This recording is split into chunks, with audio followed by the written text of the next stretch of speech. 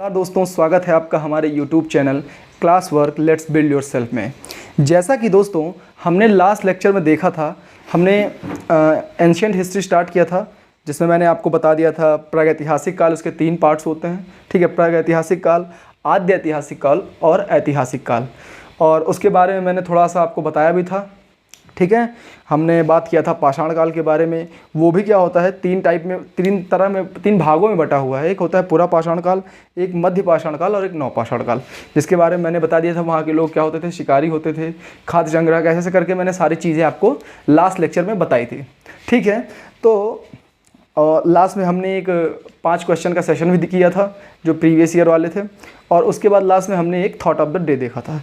तो चलिए, जो आज का लेक्चर है हम स्टार्ट करते हैं, उसी से आगे स्टार्ट करते हैं। ठीक है, जो आज का लेक्चर होगा, हमने जहाँ कल उस दिन छोड़ा था वहीं से कंटिन्यू करते हैं।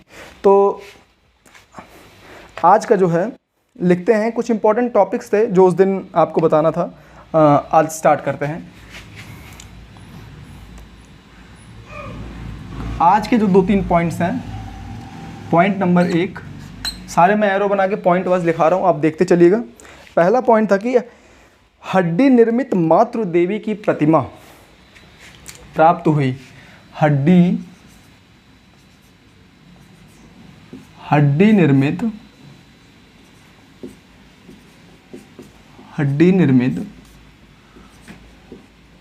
मातृ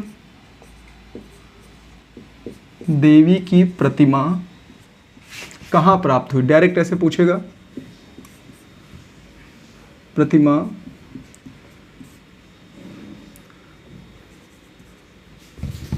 कहाँ प्राप्त हुई। तो जगह था लोहंदा नाला क्षेत्र, बेलन घाटी। क्या था? लोहंदा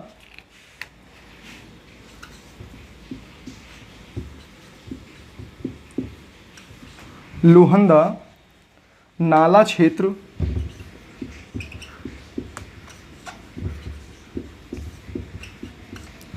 ये कहाँ पर है? बेलन घाटी के पास है।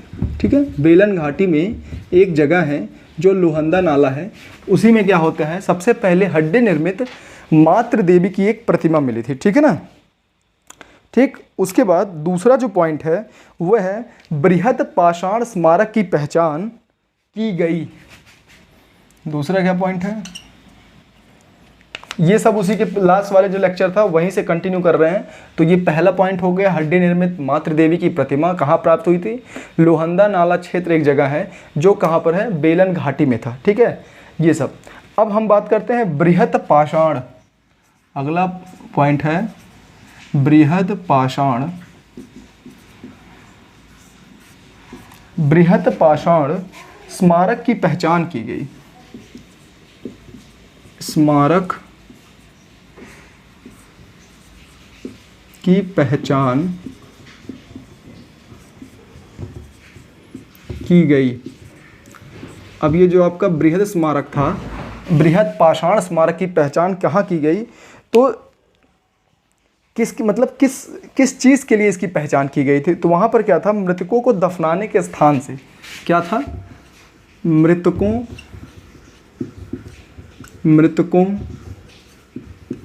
को दफनाने से, मृतकों को दफनाने के स्थान से, मतलब वहाँ पर एक स्थान मिला जहाँ पर क्या हुआ, बृहद पाषाण, बड़े बड़े पाषाणों के क्या हुए थे, स्मारक मिले। उसके नीचे क्या हुआ, जब खुदाई हुई तो क्या मिला था उनको? मृतकों को दफनाने के लिए स्थान से उसकी पहचान हुई। फिर जो था अगला पॉइंट है राष्ट्रीय मानव संग्रहालय।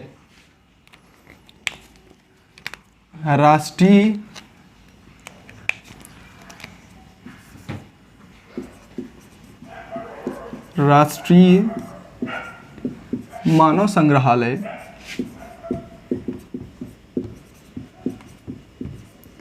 राष्ट्रीय मानव संग्रहालय कहाँ?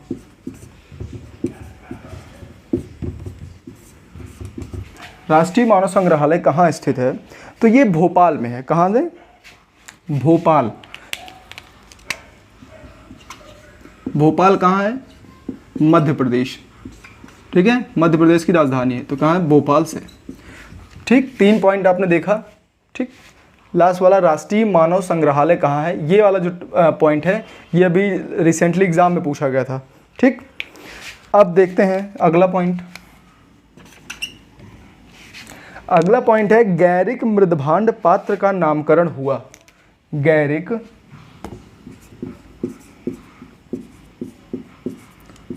मृदभांड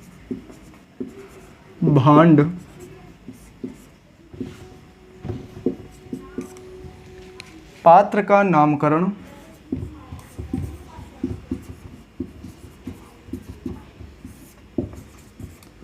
हुआ। कहाँ हुआ ये देखते हैं। ठीक है, तो ये जो गैरिक मृदभांड था इसका जो नामकरण हुआ ये हस्तिनापुर में हुआ। कहाँ हुआ, हस्तिनापुर। हस्तिनापुर, ठीक है, जो आज के दिल्ली हरियाणा के आसपास स्थित है, तो वो ये हस्तिनापुर में हुआ था। ठीक है, तो आप 4 पॉइंट एक बार फिर से देख लेते हैं। हड्डी निर्मित मातृ देवी की जो प्रतिमा थी वो सबसे कहाँ प्राप्त हुई थी, लोहंदा नाला क्षेत्र एक है जो कहाँ स्थित है, बेलन घाटी में स्थित है। ठीक है, फिर बृहद पाषाण स्मारक की पहचान की गई। बृहद स्मारक मतलब बड़े बड़े जो पत्थर थे उनके स्मारक वहाँ पर मिले, तो जब उनको किस लिए उनकी पहचान मिली कि वहाँ पर देखा गया कि मृतकों को दफनाने के लिए स्थान की तरह यूज़ हुआ था। ठीक है, फिर राष्ट्रीय मानव संग्रहालय, ये डायरेक्ट एग्जाम में पूछा गया है कि राष्ट्रीय मानव संग्रहालय कहाँ स्थित है, तो मध्य प्रदेश के भोपाल में। ठीक है ना। फिर चौथा आपका पॉइंट है गैरिक मृदभांड पात्र का नामकरण हुआ है। कहाँ पर नामकरण हुआ है, हस्तिनापुर में। ठीक है ना, ये 4 पॉइंट हो गए। चलिए अब देखते हैं कि 1-2 डेट्स मैं आपको बता देता हूँ, 1-2 डेट्स बता देता हूँ जो इम्पोर्टेंट हैं। ठीक, पहला डेट है 1861। अब ये क्यों इम्पोर्टेंट है इसके बारे में देख लेते हैं। तो भारतीय पुरातत्व के जनक भारतीय पुरातत्व के जनक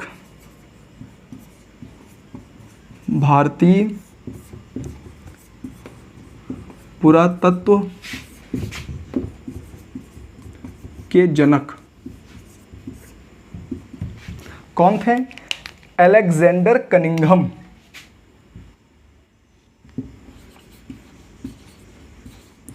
अलेक्जेंडर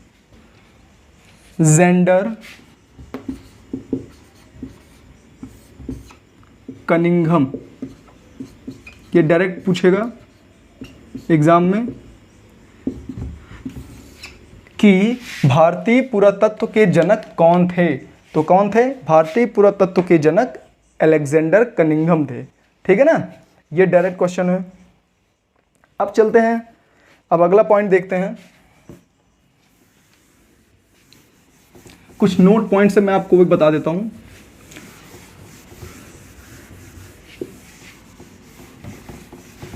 पहला नोट पॉइंट है कि जो मध्य पाषाण कालीन के मानव थे, मध्य पाषाण कालीन मानव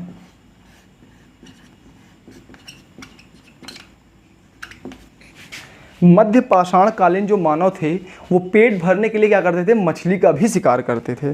किसका करते थे, मध्य पाषाण कालीन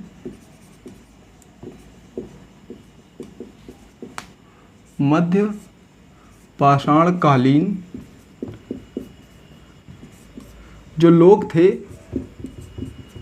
मछली का भी शिकार करते थे। क्या करते थे, मछली का भी शिकार करते थे। ठीक है ना, किसका शिकार करते थे, तो जो मध्य पाषाण कालीन के लोग थे वो मछली का भी शिकार करते थे। ये आपका पहला नोट पॉइंट हो गया। ठीक है, दूसरा जो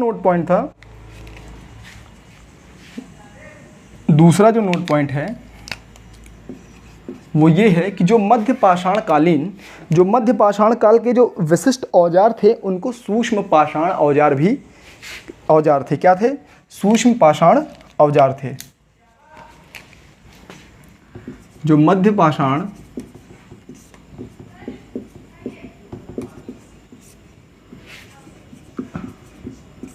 काल के जो औजार थे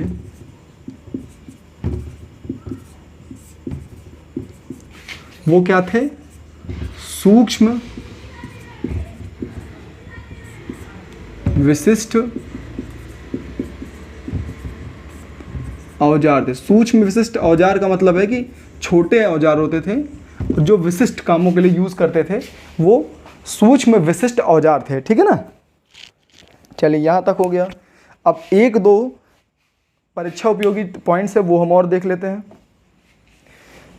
वो है कि मध्य पुरा पाषाण काल को फलक संस्कृति भी कहते हैं। क्या कहते हैं? मध्य पुरा पाषाण काल को मध्य पुरा पाषाण को और क्या कहते हैं? फलक संस्कृति। क्या कहते हैं? फलक संस्कृति कहते हैं। फलक संस्कृति कहते हैं। क्यों कहते हैं? क्योंकि इस टाइम पर फलकों की अधिकता के कारण। ठीक है ना? मध्य पुरा पाषाण काल को फलक संस्कृति भी कहते हैं। क्यों कहते हैं? क्योंकि इस टाइम जो थे फलकों की अधिकता के कारण इसको फलक संस्कृति के नाम से भी जाना जाता है। फिर क्या हुआ? अगला पॉइंट देखिए। 14 मानव कंकाल प्राप्त हुए। वो जगह है जैसे 14 मानव कंकाल प्राप्त हुए। 14 मानव कंकाल एक साथ एक जगह प्राप्त हुए। ठीक है? 14 मानव कंकाल प्राप्त हुए। अब वो कौन सी जगह थी? वो जगह थी लंघनाज, गुजरात में। कौन सी जगह थी? लंघनाज। ये गुजरात में एक जगह है लंघनाज, जो गुजरात में स्थित है। तो वहाँ पर जब खुदाई हुई तो वहाँ पर 14 कंकाल, ठीक है ना, आदमियों के एक साथ पाए गए। ठीक है ना? तो कभी डायरेक्ट क्वेश्चन पूछेगा वो जगह कौन सी है इनमें से जहाँ पर 14 मानव कंकाल के पाए गए। तो ऑप्शन दे देगा गुजरात, या फिर नाम दे देगा लंघनाज, ऐसे ऐसे 3-4 नाम दे देगा और उसमें से पूछ लेगा एक नाम ये। ठीक है? फिर देखते हैं भारत में। अगला पॉइंट है 5th, भारत में मध्य पाषाण काल के विषय में। भारत में मध्य पाषाण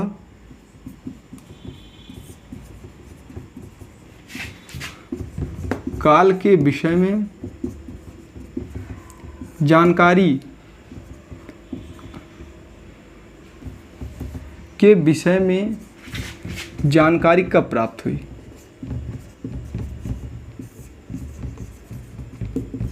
तो वो समय बताना है कि भारत में जब मध्य पाषाण काल के विषय में लोगों को पता चला तो वो समय जो था वो कब का समय था? तो 1867 से 1868 ईस्वी के बीच में हम लोगों को 1867 से लेके 68 के बीच ईस्वी में लोगों को मध्य पाषाण काल के विषय में धीरे धीरे पता लगना चालू हुआ। ठीक है ना? चलिए अब देखते हैं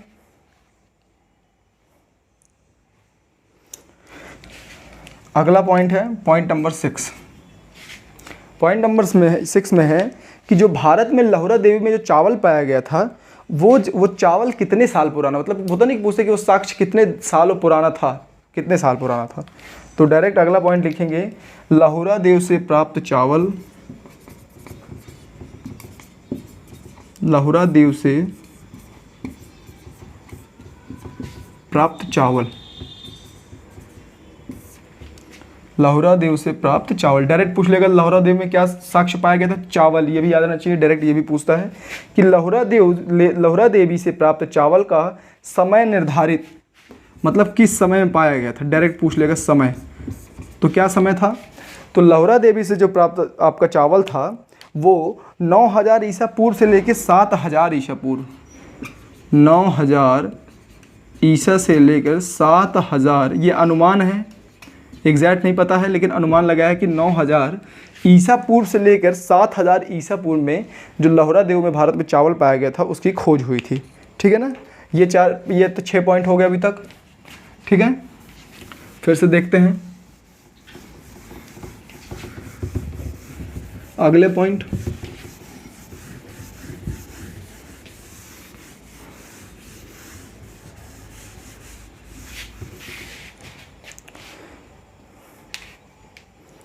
अगला जो पॉइंट था कि पॉइंट नंबर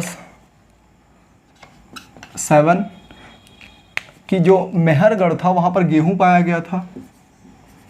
मेहरगढ़, वहाँ पर जो गेहूं पाया गया था, मेहरगढ़ में गेहूं पाया गया, वो किस सन में पाया गया, मतलब किधर कितने टाइम पहले पाया गया था। तो जो वो था वो लगभग 7000 ईसा पूर्व के लगभग, 7000 ईसा पूर्व। देखो जो गेहूं था वो जो था 7000 से 9000 से 7000 ईसा पूर्व, लेकिन जो आपको मेहरगढ़ में जो गेहूं पाया गया वो 7000 ईसा पूर्व का था। चावल 9 से 7000 ईसा पूर्व के बीच में पाया गया था, ठीक है ना। ये हो गया। अब अगला पॉइंट है पॉइंट नंबर 8, मक्का का सर्वप्रथम साक्ष्य कहाँ पाया गया। मक्का का सर्वप्रथम साक्ष्य, मक्का का जो सबसे पहले साक्ष्य कहाँ पाया गया, तो एक जगह है मैक्सिको, मैक्सिको, ठीक है। तो मक्का का सर्वप्रथम साक्ष्य कहाँ पाया गया, मैक्सिको में पाया गया।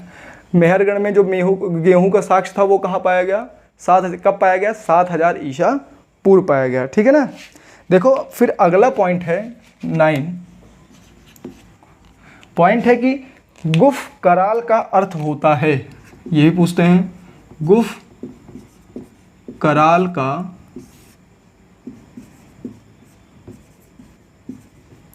अर्थ होता है। गुफ कराल का जो अर्थ होता है वो होता है कुलाल, अर्थात कुम्हार की गुहा। क्या होती है, कुलाल। इसका मतलब क्या होता है, कुम्हार जो मिट्टी के बर्तन बनाते हैं, कुम्हार की गुहा, ठीक है ना। ये पॉइंट हो गया। गुफराल का अर्थ क्या होता है, गुफराल का अर्थ होता है कुलाल का मतलब क्या होता है, कुम्हार की गुहा, ठीक है ना। चलिए यहाँ तक पॉइंट हो गया, 3 पॉइंट और 9 पॉइंट हो गए टोटल। अब देखते हैं भारतीय उपमहाद्वीप, ठीक है। एक बार सारी चीज़ें बता दिया है अभी तक पॉइंट वाइज, ठीक है। अब एक बार हम देखते हैं भारतीय महाद्वीप में जो हमको लहुरा देवी, इसका एक बार मैं आपको फ्लो डायग्राम बना देता हूँ। भारतीय महाद्वीप, ठीक है। इस पे 2 जगह थी,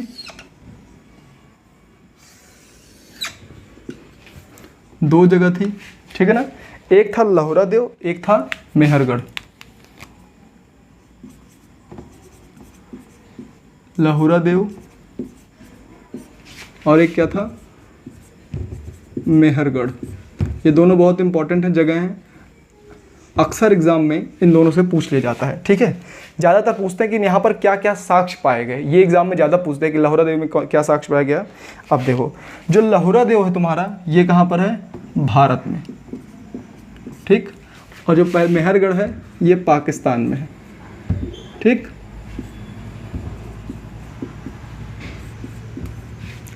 ठीक है ना। लहुरा देव कहाँ है, भारत में, मेहरगढ़ कहाँ है, पाकिस्तान में। अब देखिए कि लहुरा देव में क्या मिला था और मेहरगढ़ में क्या मिला था। देखो लहुरा देव में हमको क्या मिला था, चावल के साक्ष्य, क्या मिले थे, चावल के साक्ष्य। ऐसे मेहरगढ़ में हमको क्या मिला था साक्ष्य में, गेहूं मिला था, ठीक है ना। ये अभी फ्लो डायग्राम से बता रहा हूँ, ये आपको आसान पड़ेगा, ठीक है। भारतीय उपमहाद्वीप में लहुरा देव और मेहरगढ़ 2 जगह थी। मेहरगढ़ पाकिस्तान में, लहुरा देव भारत में स्थित है, ठीक। उसके बाद लहुरा देव जो था वहाँ पर किसके साक्ष्य पाए गए, चावल के दानों के। और मेहरगढ़ जो था वहाँ पर हमको किसके साक्ष्य मिले, हमको गेहूं के साक्ष्य मिले। अब देखो जो लहुरा देव था वहाँ पर साक्ष्य कितना साल पुराना था, मैंने बताया था 9000 ईसा पूर्व, ठीक है ना। और जो आपका ये था गेहूं था, ये कितने साल पुराना बताया था, 7000 ईसा पूर्व, ठीक है ना, ये बता दिया। ये 2 पॉइंट अब कंप्लीट हो गया है। तो भारतीय उपमहाद्वीप में 2 जगह थे, लोहरागढ़ और मेहरगढ़, यहाँ पर चावल मिला, वहाँ पर गेहूं मिला। ये 9000 ईसा पूर्व था, ये 7000 ईसा पूर्व। डायरेक्ट ये जो पूछता है चावल और गेहूं का जो साक्ष्य है, ये ज़्यादा करके पूछता है कि कहाँ पर कौन सी चीज़ पाई गई थी, ठीक है ना। तो ये दोनों ज़्यादा इंपॉर्टेंट है, ठीक। चलिए, ये हो गया पॉइंट।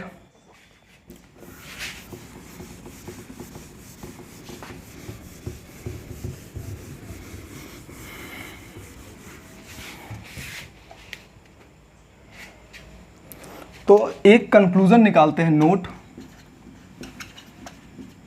अगर मान लीजिए आपसे कभी पूछ लिया कि लहुरा देव और जो जो लहुरा देव और दूसरा क्या था, मेहरगढ़, इन दोनों में से सबसे प्राचीन कौन है, तो जब आप देखेंगे तो मैंने आपको बताया जो लहुरा देव है वो क्या होगा, सबसे प्राचीन होगा। क्यों? क्योंकि वो 9000 ईसा पूर्व से लेकर 7000 ईसा पूर्व के बीच में था। लेकिन जो चावल था वो मेहरगढ़ जो था, वहाँ पर जो गेहूँ मिला था वो सिर्फ 7000 ईसा पूर्व था। तो अगर जब कभी बात हो कि इन दोनों में सबसे प्राचीन कौन, ठीक है ना, सबसे प्राचीनतम, तो क्या होगा, लहुरा देव, ठीक है ना। ये भारत में स्थित है। लहुरा देव ज़्यादा प्राचीन है, किससे, मेहरगढ़ से, ठीक है ना। प्राचीनतम सबसे ज़्यादा कौन प्राचीन होगा, लहुरा देव, मेहरगढ़ से ज़्यादा प्राचीन था। क्यों? क्योंकि ये क्या था, 9000 ईसा पूर्व पुराना था, और ये कितना था, सिर्फ 7000 ईसा पूर्व पुराना था, ठीक है ना। तो इसमें सबसे ज़्यादा प्राचीन कौन होगा, लहुरा देव। चलिए, तो आज का ये जो सेशन था ये सिर्फ यहीं तक था। अब हम लोग देखते हैं कि हमारा जो क्वेश्चन आंसर वाला सेशन है वो उसके लिए चालू करते हैं, ठीक है ना। ये आज के लिए बस इतना ही, ठीक। अगला जब लेक्चर चलेगा तो उसमें हम सिंधु घाटी सभ्यता स्टार्ट करेंगे। तो चलिए, पहला क्वेश्चन हम करते हैं।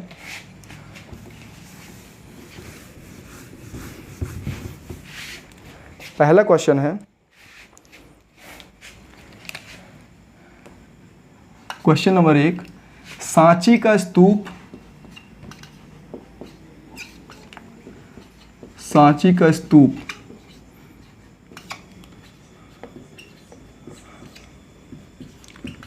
कहाँ स्थित है, पहला क्वेश्चन है।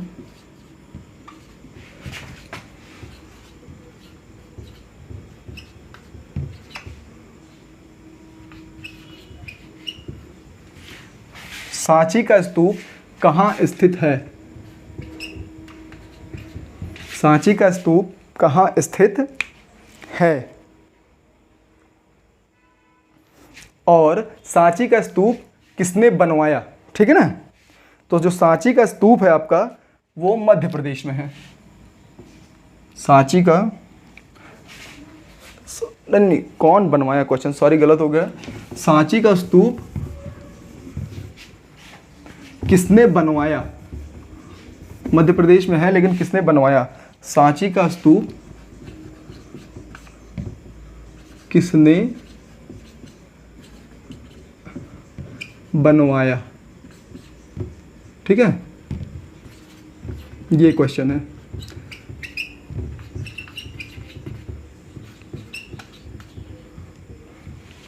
ठीक है, तो ऑप्शन ए है Bimbisara, option A Bimbisara,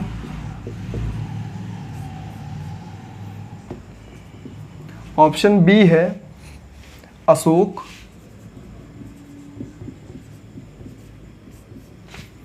option C है हर्षवर्धन,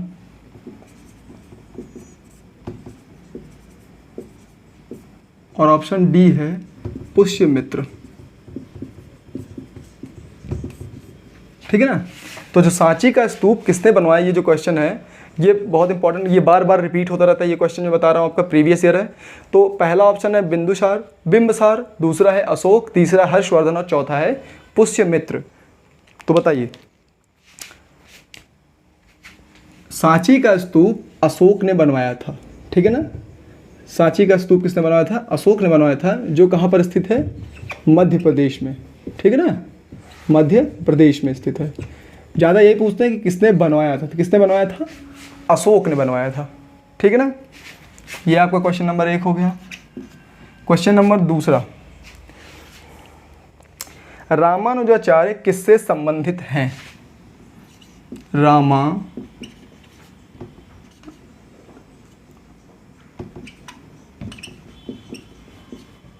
रामानुजाचार्य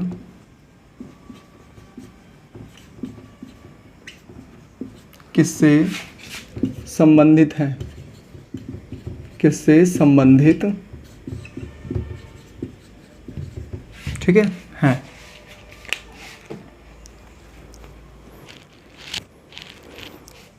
पहला ऑप्शन है भक्ति, दूसरा ऑप्शन है द्वैतवाद।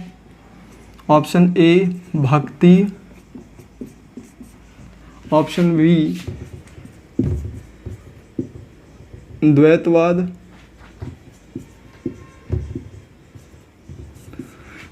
ऑप्शन सी विशिष्टाद्वैत और एकेश्वरवाद।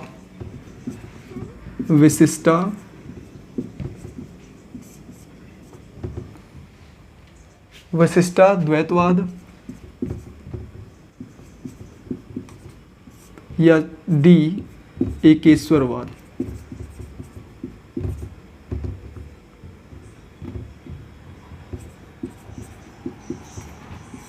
तो इसका आंसर है विशिष्टाद्वैतवाद, ठीक है। इसका ऑप्शन है ऑप्शन नंबर सी विशिष्टाद्वैतवाद, ठीक है। 2 क्वेश्चन हो गए हैं।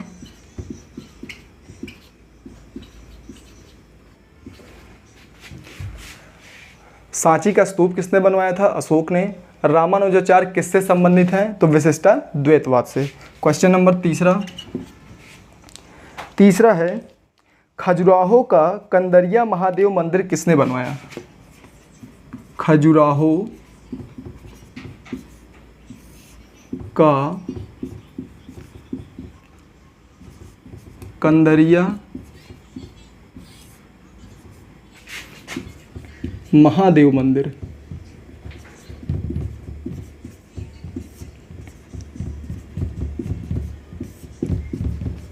किसने बनवाया?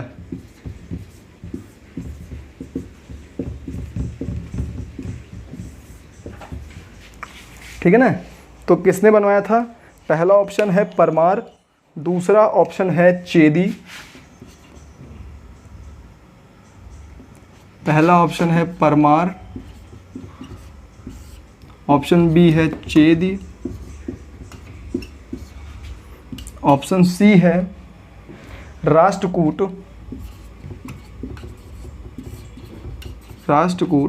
और ऑप्शन डी है चंदेल। ठीक है ना।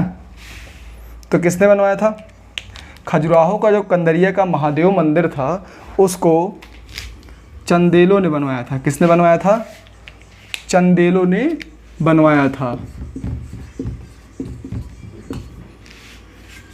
ठीक है। ये देखिए 3 क्वेश्चन हो गए। सांची का स्तूप अशोक ने बनवाया, रामानुजाचार्य किससे संबंधित हैं? विशिष्टाद्वैत से, और खजुराहो का जो कंदरिया में महादेव का मंदिर है उसको किसने बनवाया था? चंदेल राजाओं ने बनवाया था। 3 क्वेश्चन अभी तक हो चुके हैं। ठीक है, चलिए चौथे क्वेश्चन से स्टार्ट देखते हैं।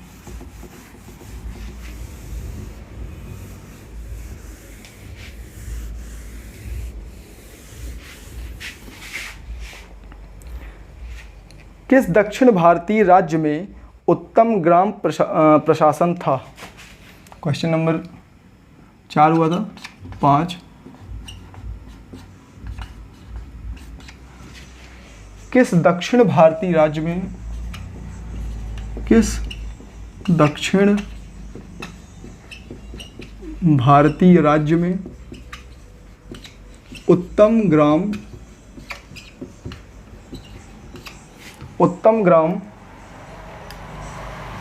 प्रशासन था?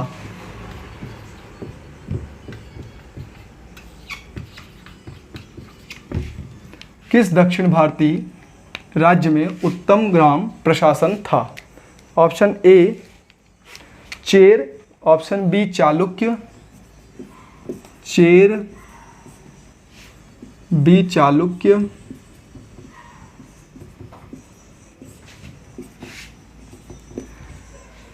सी चोल और डी वातापी। बताइए, तो किस दक्षिण भारतीय राज्य में उत्तम ग्राम प्रशासन था? तो ऑप्शन ए है चेर, चालुक्य, चोल और वातापी। तो इसका सही आंसर है चोल। चोल शासकों ने क्या किया था? उत्तम ग्राम प्रशासन का प्रारंभ किया था। ठीक है। क्वेश्चन नंबर 6, चालुक्यों की राजधानी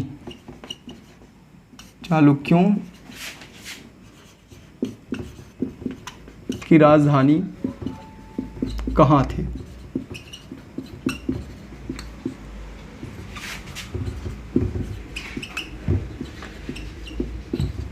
चालुक्यों की राजधानी कहाँ थी? पहला वातापी, दूसरा श्रावस्ती, पहला Vatapi, option A Vatapi, B Shravasti,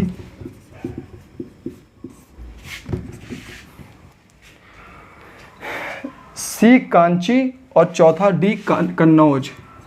Kanchi, D Kannauj. ठीक है। तो चालुक्यों की राजधानी कहाँ स्थित थी? ऑप्शन ए है वातापी, बी है श्रावस्ती, डी है कांची और सी है कांची और डी है आपका कन्नौज। चलिए बताइए।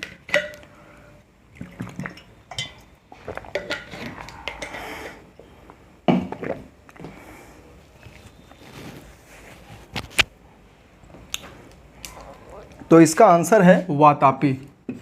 वातापी जो थी वो चालुक्यों की राजधानी थी। ठीक है। क्वेश्चन नंबर 7, चालुक्य वंश का सबसे महान शासक कौन था? चालुक्य वंश का सबसे महान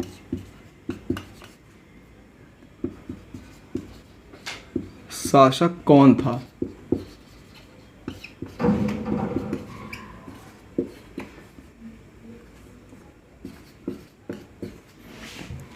कौन था?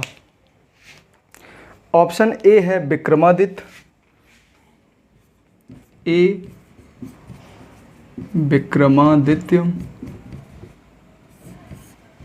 बी है मंगलेश,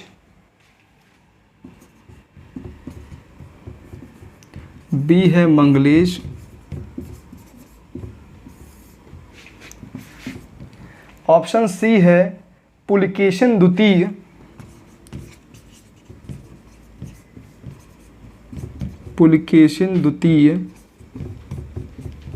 और ऑप्शन डी है पुलकेशिन प्रथम।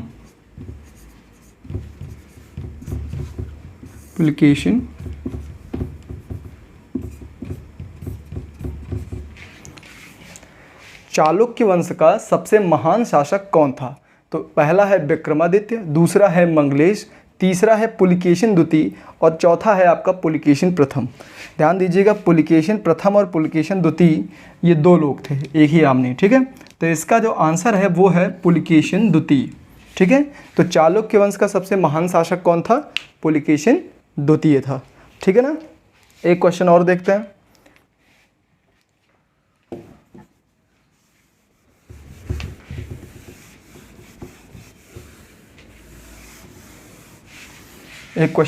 हैं।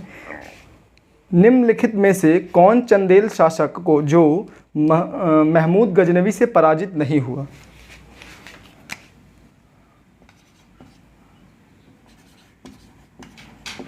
इनमें से कौन चंदेल शासक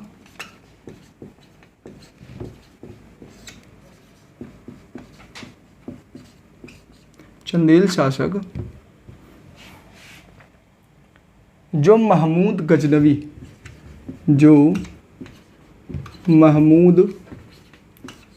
गजनवी से पराजित नहीं हुआ। ये आज का अंतिम क्वेश्चन है। पराजित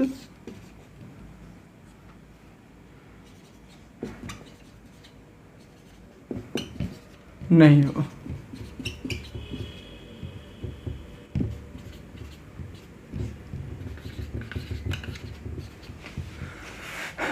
इनमें से कौन चंदेल शासक जो महमूद गजनवी से पराजित नहीं हुआ? पहला है Dhanga, option A Dhanga, option B Vidyadhar,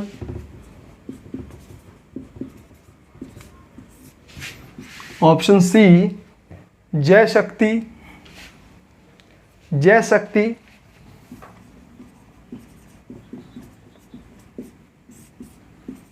option D Dang. Question देखिए, इनमें से कौन चंदेल शासक जो महमूद गजनवी से पराजित नहीं हुआ था? तो ऑप्शन ए है धंग, विद्याधर, जयशक्ति और डंग। तो इसका जो सही आंसर है वो है विद्याधर। विद्याधर सिर्फ अकेले ऐसे शासक थे चंदेलों के जो महमूद गजनवी से पराजित नहीं हुए थे। ठीक है ना। तो ये आज का क्वेश्चन आंसर सेशन यहीं पे ख़त्म होता है। ठीक है ना। अब आज का जो हमारा थॉट ऑफ द डे है, जिसे हम कहेंगे हिंदी में ज्ञान,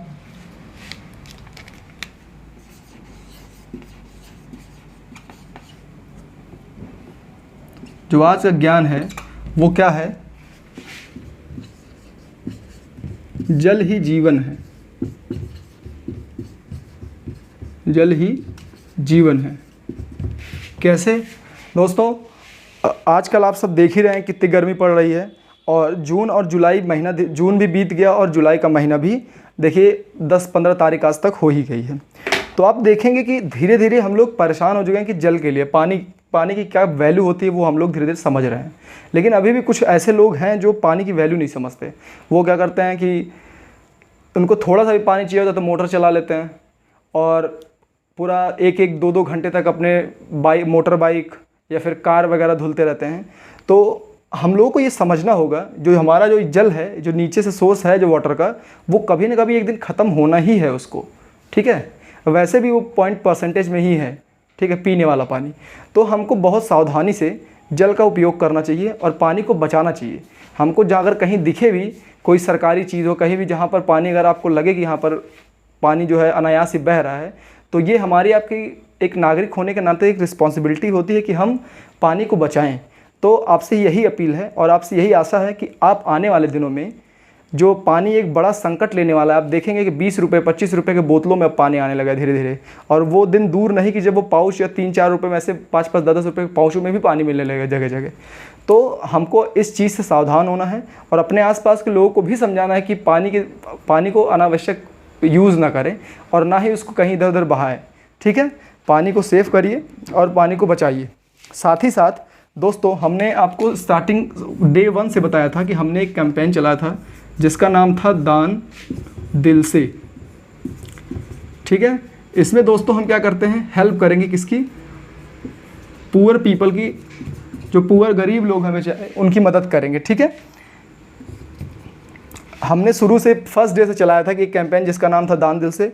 इसमें हम क्या करेंगे, गरीब लोगों की मदद करेंगे। जैसा कि हमने पहले ही बताया था कि हम जिस दिन से हमारा चैनल स्टार्ट हुआ है उसके 1 साल तक हम लोग जो भी फंड इकट्ठा करेंगे उसमें कुछ अपनी तरफ से लगा के लोगों की मदद करेंगे। और साथ ही साथ हम लोग गरीबों में जो कुछ ऐसे बच्चे भी होते हैं जो एजुकेशन अफोर्ड नहीं कर पा रहे हैं, कॉपी किताब या कुछ भी ऐसी चीज़ नहीं, उनको हम वो चीज़ उनकी मदद करेंगे उस चीज़ को उनको पाने में। तो साथियों, ये हमारा जो कैंपेन है इसके साथ आप भी जुड़ सकते हैं। आप भी जो भी कुछ उसमें देना चाहे वो आप अपनी खुशी से दे सकते हैं। Thank you.